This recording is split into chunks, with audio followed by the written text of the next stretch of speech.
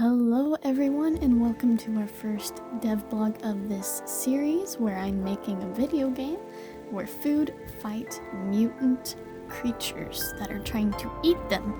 Sorry for the late post. I've been really busy with school and work and have only found time to be able to create videos when it's late at night. Not ideal for me. But I'm just gonna go over what we have so far. You can see all these placeholder sprites. This is definitely not what in-game's gonna look like, and honestly whatever I show you in here might not even make it to late game except like bare mechanics. I'm not gonna explain everything, just gonna show you real quick what we have. So I'm gonna be explaining what's happening in the console because there are a ton, and I mean a ton, of debug messages. You'll see quickly in less than a minute the notifications thing here will go to 999 plus real quick. So let's go ahead and start this up.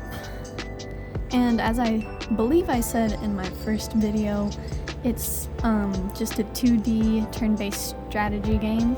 And so how this is going to work is there's no mana, there's no energy, so we just have speed. Whoever's fastest goes first now, and whoever is slowest goes last.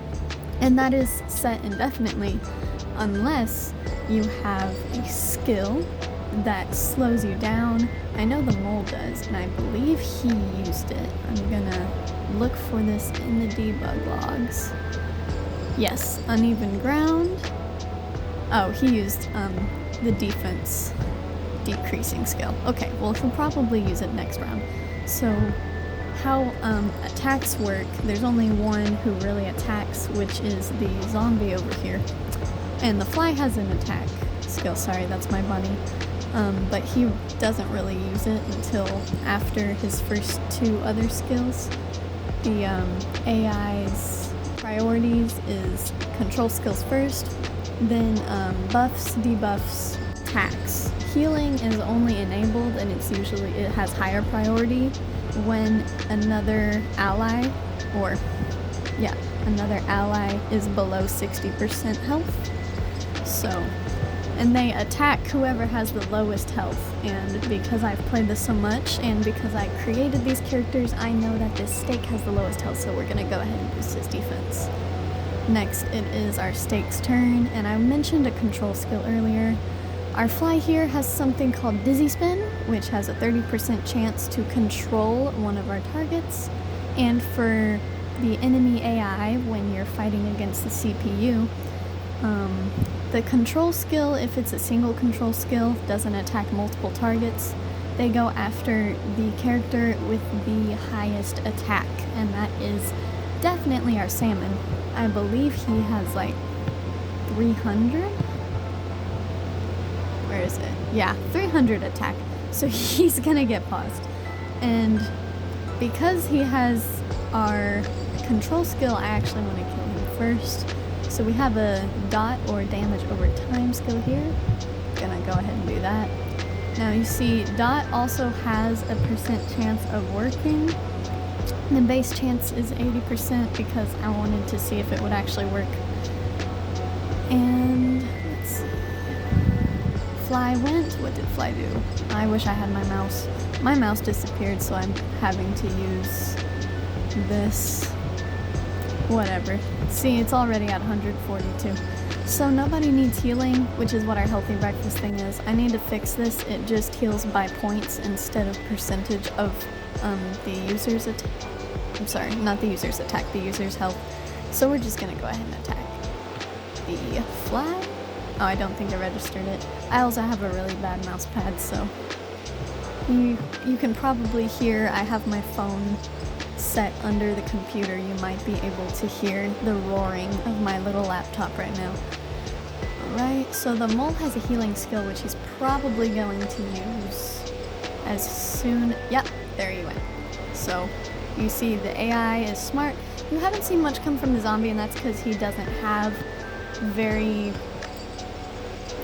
nothing special about him. He just has an attack debuff skill, which he's been using on Salmon, but Salmon hasn't been able to move because he's been stunned.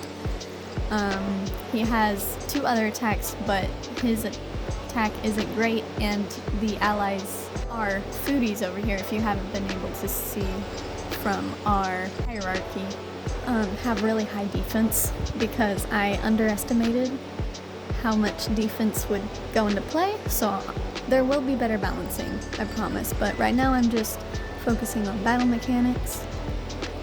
But you can kind of get the basics of how this works. I haven't been able to use salmon yet, but I think I should be able to use him soon because the control skill only works for 2 or 1 turn, so there we go.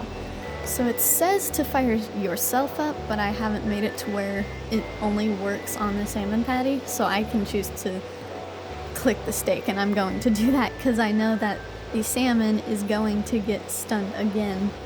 So I'm just gonna speed this up while I finish this to show you all the rest of the gameplay. I will see you at the end of the time lapse, which won't be super long.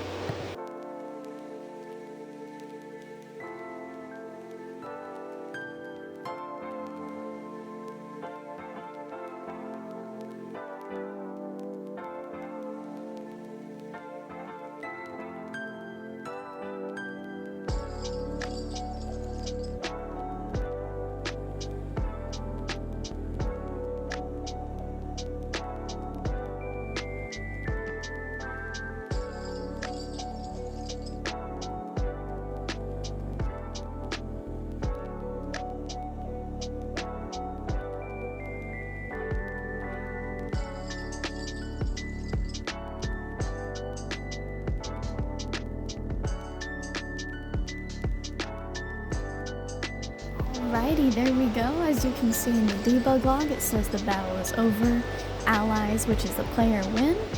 And I don't know if you've noticed yet, but there's this little blue bar down here that's slowly filling up, never really filled up. This is something called a frenzy meter in this game, which I believe there's something similar to it in other games. Pardon the background noise. It slowly builds up over the battle, and it's supposed to prevent like stalemates if the battle goes on for too long. And so when that fills up, the critical...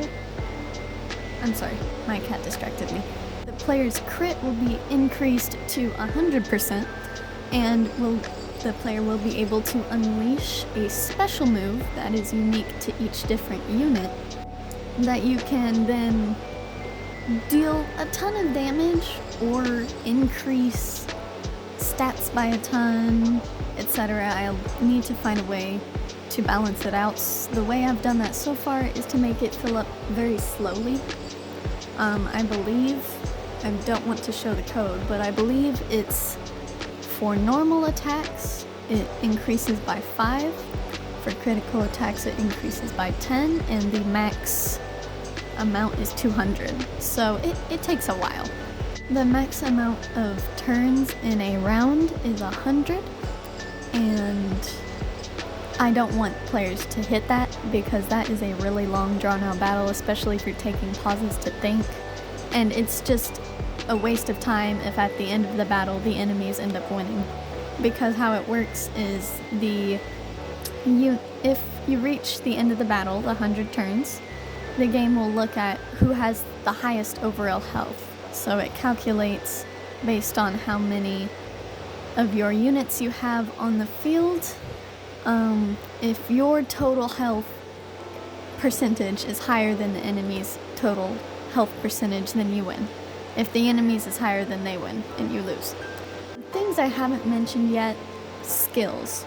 Skills kind of work like a mix of, how normal skills work in other RPGs and Pokemon, actually. It's just that because of the idea of the game, there are so many possible units that I really, really do not want to make a skill set for every single one of the thousands of food items that is possible. So I'm making it similar to Pokemon, where you have types, which for our foodies here, they're all proteins, but we have 7 that they can choose from.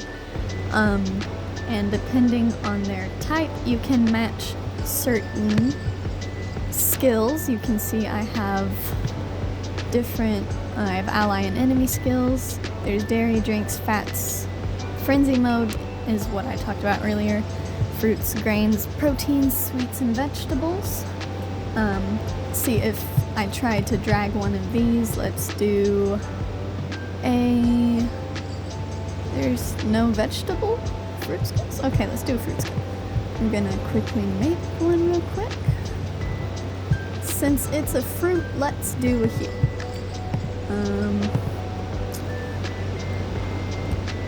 I don't know, let's do vitamin C. Change that to fruits.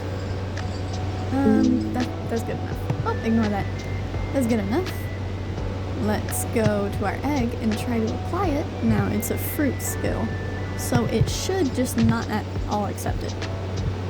Yep, it's incompatible, as you can see in the console, and so it just completely deleted it. So I'm gonna go fix that after I finish talking. I'm gonna have to find a way to make it to where, you know, you can find interest in all units. It's more of player preference. Like, if you like hamburgers, but you want to use a skill that was found on a hot dog, you can do that. They're both proteins, or they're both considered proteins. But every foodie, when you unlock it, gives you at least one new skill. And so you have a wide variety to choose from, and I'm gonna have to figure that out. It's gonna take a while to make every single script or skill in the game. But for now, this is what I've got. I hope y'all like what you see, and I hope you'll subscribe so that you can continue watching where this goes, and maybe if you like this game, you can download it when it is out. Thank you for your support. I will now be going. Sorry if I wasn't super entertaining. I'm not really good at talking to a screen. I'm used to talking one-on-one with people, and even then I'm not really good at talking to people, so I'm doing my best. Thank you for watching. I'll see you in the next video.